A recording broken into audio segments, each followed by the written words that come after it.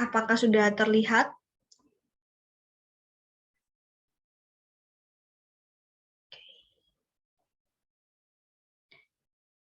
Jadi judul dari renungan yang akan saya bawakan pada hari ini adalah bermitra dengan Allah. Diambil dari Amanat kepada Orang Muda. Belum di full screen. Belum di full screen. Full screen. Ini Papon nggak bisa di full screen soalnya saya pakai Google gitu. Oke. Tapi ini sudah kelihatan ya, saudara-saudara semua. Terlihat dengan jelas kan PPT saya? Boleh.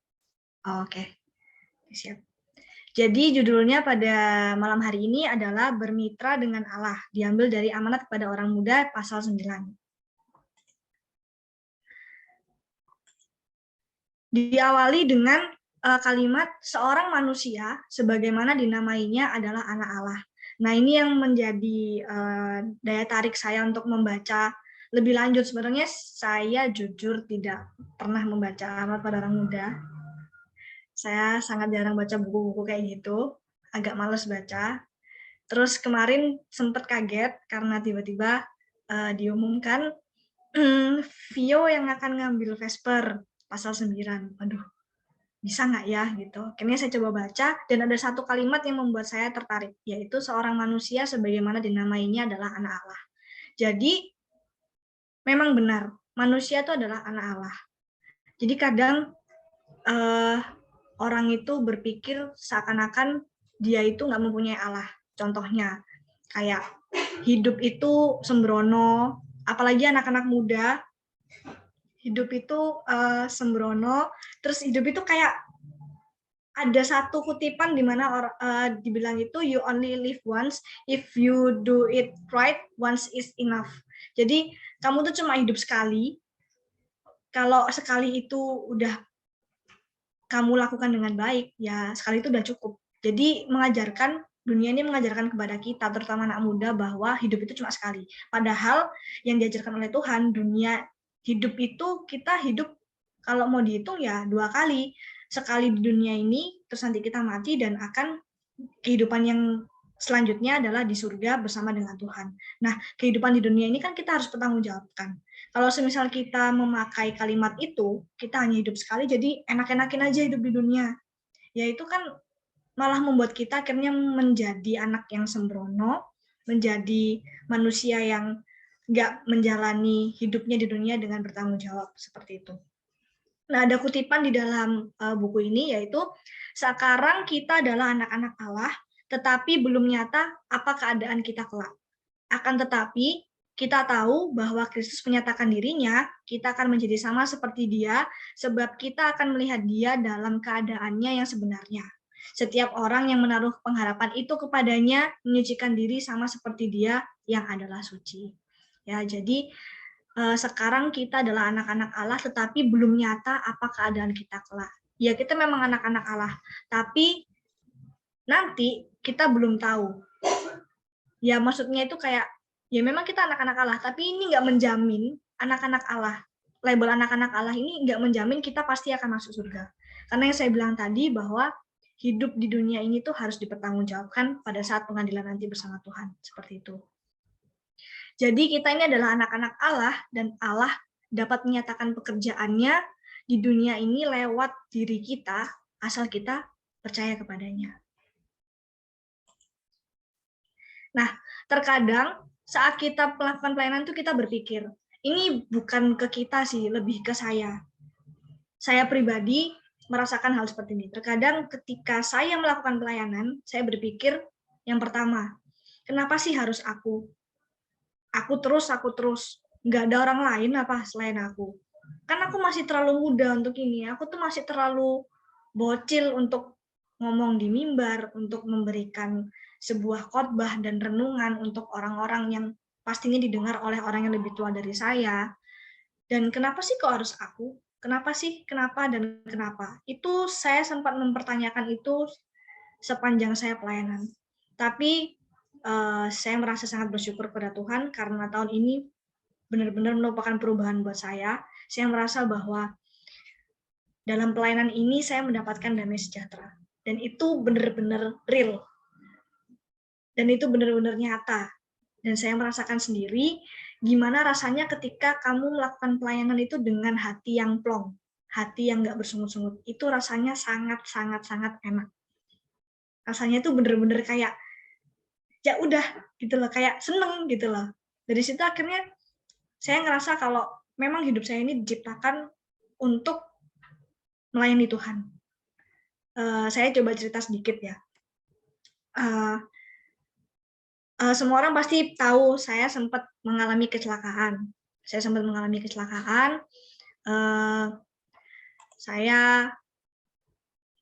mengalami cedera yang lumayan parah di bagian kepala, tetapi puji Tuhannya dari leher ke bawah sampai kaki ini tidak ada sama sekali patah tulang. Padahal kalau mau dilihat itu dari tempat tabrakan saya sama tempat saya jatuh, itu ada mungkin sekitar berapa ratus meter. Jauh. Saya terpental jauh. Dan rahang saya patah, harus dipen dua-duanya. Tapi saya masih bisa hidup sampai sekarang. Saya masih bisa ngomong dengan jelas, saya masih bisa bernafas, saya masih lengkap semuanya, dan saya masih bertanya kepada Tuhan, kenapa kok Tuhan mengizinkan saya masih hidup? Sedangkan oma saya harus mati langsung di hari itu juga, di detik itu juga. Kenapa kok saya masih hidup? Harusnya kan bisa jadi nggak selamat dua-duanya. Banyak orang yang bilang ke saya seperti itu. Mikir kalau dua orang ini bablas sudah meninggal, nggak mungkin saya ada di sini. Tapi kenapa Tuhan masih mengizinkan saya untuk hidup? Saya baru tahu tahun ini. Ternyata saya dipakai untuk menjadi alat supaya pekerjaan Tuhan itu nyata dalam kehidupan saya, seperti itu. Dan ketika saya baca Amanat kepada Orang Muda jilid 9 ini, pasal 9 ini, saya merasa tertampar lagi. Karena saya merasa sampai detik ini pun saya masih ngerasa kayak, kenapa sih harus aku? Kenapa sih kok harus aku yang melayani? Kenapa sih harus aku yang di gereja melayani? Kan ada orang lain, kan ada anak-anak yang lain. Kenapa sih kok harus Vio? Ya di sini saya ngerti, ternyata Tuhan itu memakai kehidupan saya dan memberikan mujizat yang benar-benar luar biasa ke dalam hidup saya tuh untuk ini. Ya untuk pekerjaan dia supaya nyata, supaya orang-orang tuh lihat, ini loh, Tuhan itu ada dalam diri saya. Ini loh hasil mujizat Tuhan.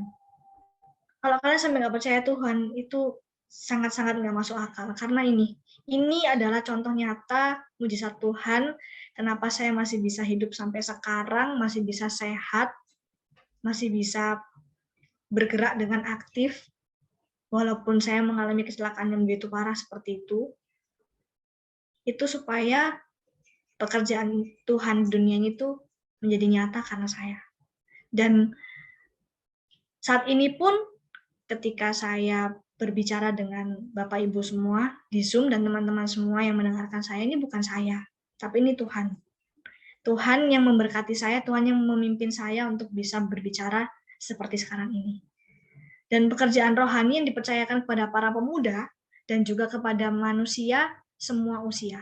Jadi ketika kita melayani, jangan terpatok sama usia. Aku masih SD kelas 4, aku masih SD kelas 5, aku masih SMP, nggak mungkin lah aku bisa melayani di depan. Nggak bisa lah mungkin aku conducting di depan. No. Tuhan itu memakai semua orang yang dia rasa mampu, yang Tuhan rasa dia mampu untuk melakukan hal ini tanpa memandang usia. Bahkan anak umur 3 tahun pun juga bisa Tuhan pakai untuk memuji muliakan nama Tuhan.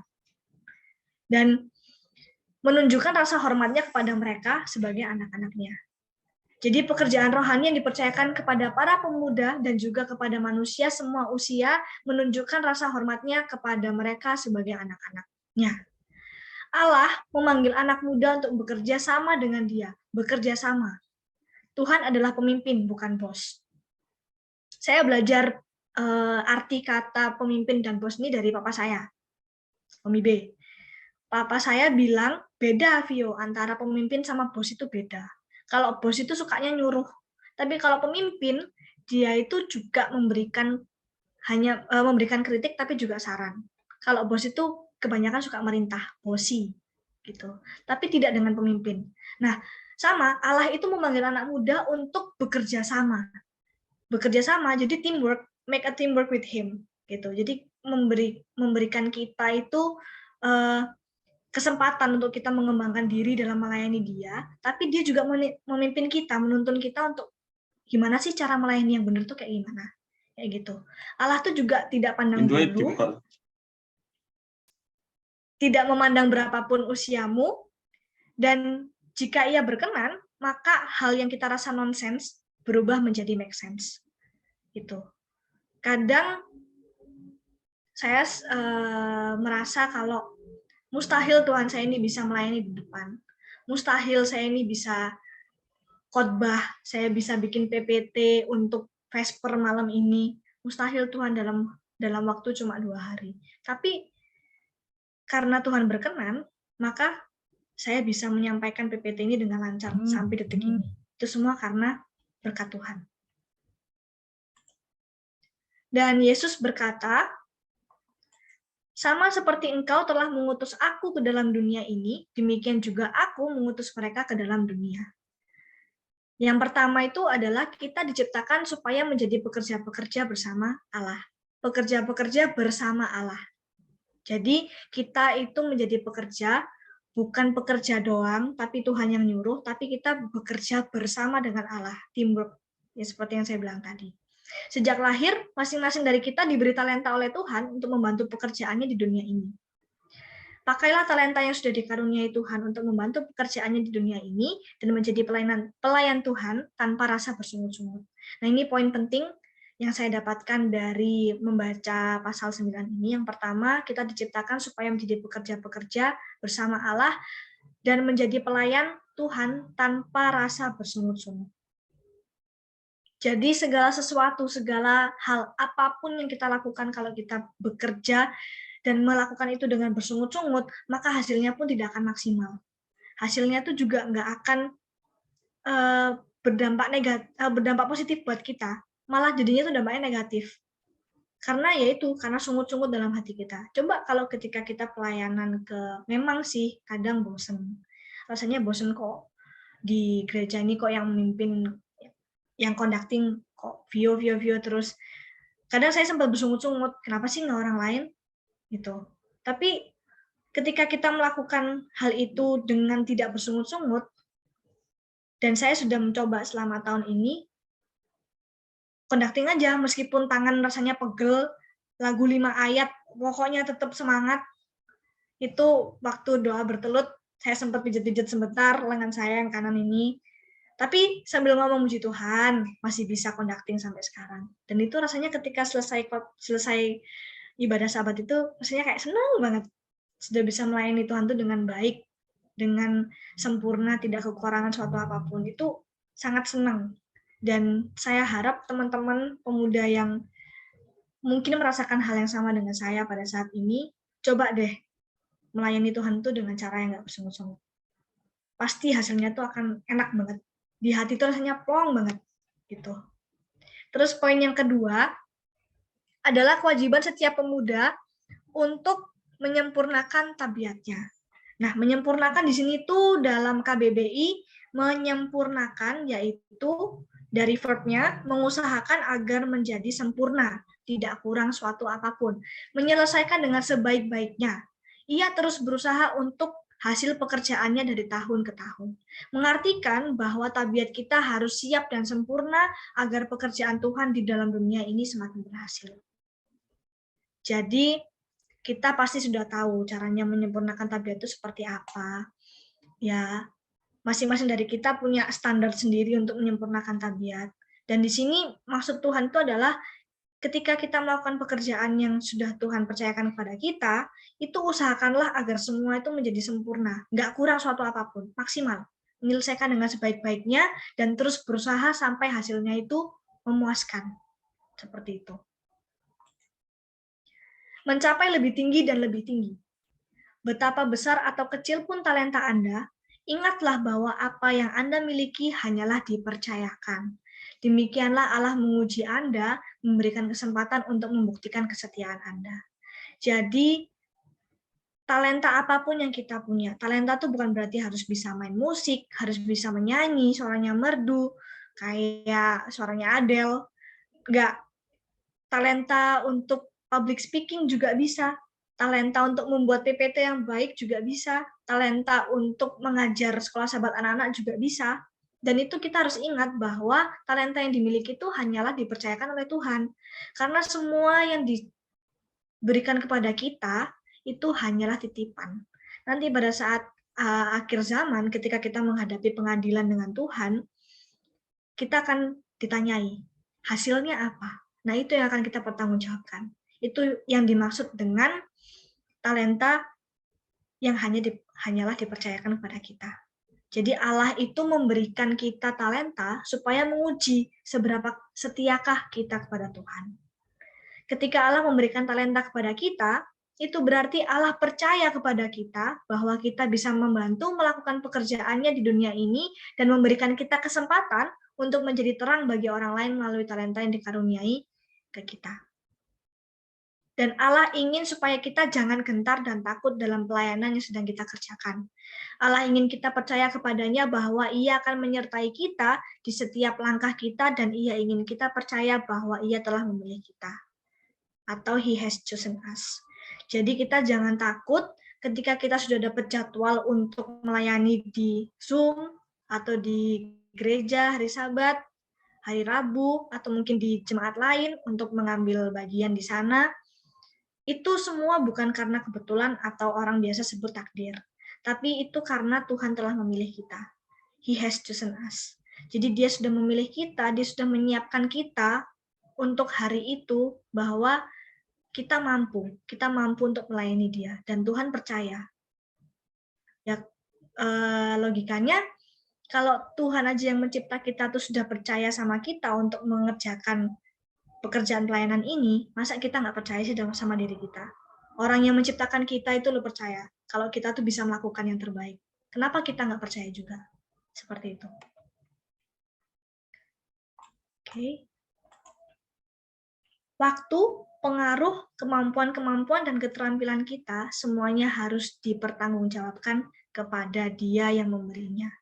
Jadi segala sesuatu yang kita kerjakan mulai dari hal kecil sampai hal besar itu semua harus dipertanggungjawabkan kepada Tuhan nanti.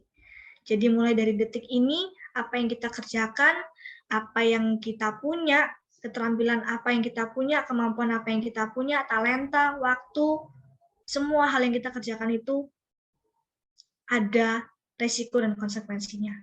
Nah, di situ kita akan dimintai pertanggungjawaban oleh Tuhan apa yang sudah kita kerjakan selama di hidup ini. Apakah kita mengerjakan pelayanan ini sesuai sama kehendak Tuhan atau malah cuma karena ingin eksis aja di mimbar, ingin eksis aja di depan orang-orang gereja supaya dilihat, oh ini pinter banget melayani, ini supaya haus pujian, atau memang kita menjalankan pekerjaan Tuhan ini dengan sepenuh hati, itu semua dipertanggungjawabkan kepada Tuhan. Dan ini slide terakhir, saya ambil dari The Youth Instructor 25 Januari 1910, hendaklah tekun dalam pekerjaan yang Anda telah mulai sampai meraih kemenangan demi kemenangan.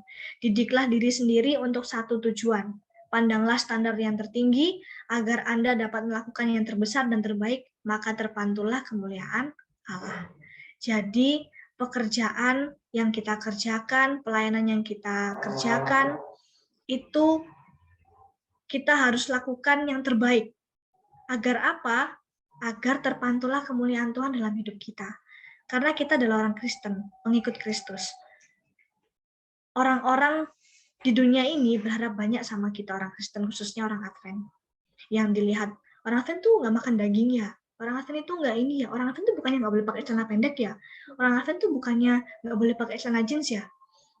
Kadang saya sempat ditanyai seperti itu. Saya cuma senyum gitu kan. Saya kayak, ya mau bilang iya itu saya pada saat itu juga pakai jeans, mau bilang iya itu juga pada saat itu saya pakai celana pendek, jadi saya merasa agak tertemplak juga, tetapi balik lagi, Tuhan itu memilih kita untuk melayani Dia tanpa memandang bulu, tanpa memandang fisik, tanpa memandang pakaian yang kita pakai, tanpa memandang cover yang kita pakai di dunia ini. No, Tuhan itu memilih kita karena memang dia percaya bahwa kita bisa melakukan yang terbaik. Dan dia tahu bahwa kita bisa memantulkan kemuliaan dirinya. Jadi, pelajaran yang diambil dari renungan singkat saya pada malam hari ini, yaitu para pemuda jangan sampai lelah untuk melayani Tuhan, karena saya merasakan sendiri gimana rasanya sangat senang melayani Tuhan. Dari yang awalnya saya nggak suka melayani Tuhan, dari awalnya saya pengen, ya udahlah pasif aja lah, ngapain sih? Kalau pasif kan nanti nggak ditunjuk lagi di jadwal gitu loh. Tapi semakin saya sering berpikir seperti itu, semakin hidup saya nggak tenang. Lalu tahun ini saya mengubah mindset saya, dan saya mengubahnya dengan cara, gimana kalau kamu tuh melayani Tuhan, nggak usah mikir susahnya, tapi mikir aja, endingnya tuh pasti akan seneng gitu loh, kayak seneng banget gitu loh. Itu yang saya rasakan, walaupun itu cuma pelayanan conducting di depan, tapi ketika sudah selesai ibadah itu saya langsung sumringah, saya langsung seneng, senyum, kayak puji Tuhan sampai terakhir saya masih conducting dengan sempurna, dengan baik, dengan tidak kurang suatu apapun. Dan itu merupakan suatu kepuasan dalam diri saya pribadi. Dan saya juga ingin membagikan perasaan yang saya rasakan ini kepada teman-teman pemuda khususnya. Jangan lelah untuk menjadi pekerja Tuhan, karena He has chosen us. Dia sudah memilih kita untuk menjadi pekerja-pekerjanya. Sekian yang bisa saya sampaikan kepada kita semua pada malam hari ini. Terima kasih dan Tuhan memberkati.